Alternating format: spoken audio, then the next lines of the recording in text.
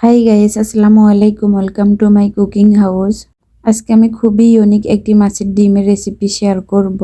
এত বড় বড় মাছের ডিম কেউ দেখেছেন কিনা তা অবশ্যই কমেন্ট করে জানাবেন। আর এইগুলো কি মাছের ডিম অবশ্যই কমেন্ট করে জানাবেন যদি কারো জানা থাকে। আমি তো জীবনের প্রথমবার এই মাছের ডিমের রেসিপি শেয়ার করতেছি।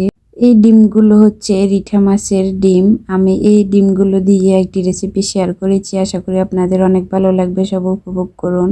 এই রেসিপিটি তৈরি করার জন্য সর্বপ্রথম আমি কড়াইতে পরিমাণ মতো তেল দিয়ে তেলগুলো গরম করে নিয়েছি। তার মধ্যে কিছু পেঁয়াজ কুচি আর স্বাদ মতো কিছু লবণ অ্যাড করে দিয়েছি।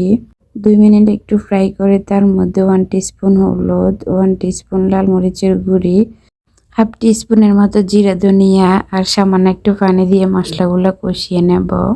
খুবই ইউনিক একটি মাছের ডিমের রেসিপি, আশা করি আপনাদের অনেক ভালো লাগবে। অবশ্যই ফুল ভিডিও দেখে তারপর কমেন্ট করে জানাবেন আমার ভিডিও আপনাদের কেমন লেগেছে।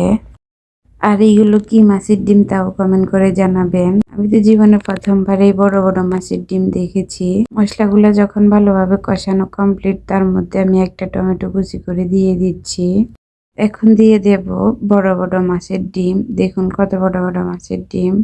মাছের ডিমগুলোকে আমি কিছুক্ষণ মশলার সাথে কষিয়ে নিয়েছি। এখন উপর থেকে কিছু কাঁচামরিচ দিয়ে তারপর সামান্য কিছু পানি দিয়ে মাছগুলোকে 10 থেকে 12 মিনিটের মতো কুক করে নেব।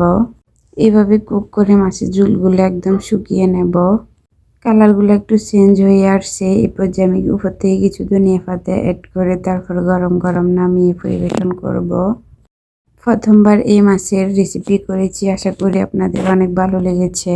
ভিডিও ভালো লেগে থাকলে ফ্রেন্ডস এবং ফ্যামিলির সাথে শেয়ার দিয়ে তাদের দেখার সুযোগ করে দিবেন। এইভাবে আমার নিত্য নতুন প্রতিদিনের ভিডিও পাওয়ার জন্য সবার আগে ফলো এবং সাবস্ক্রাইব করে রাখবেন। তো এনাফ টুডে গাইস, সবাই ভালো থাকবেন, সুস্থ থাকবেন। আল্লাহ হাফেজ।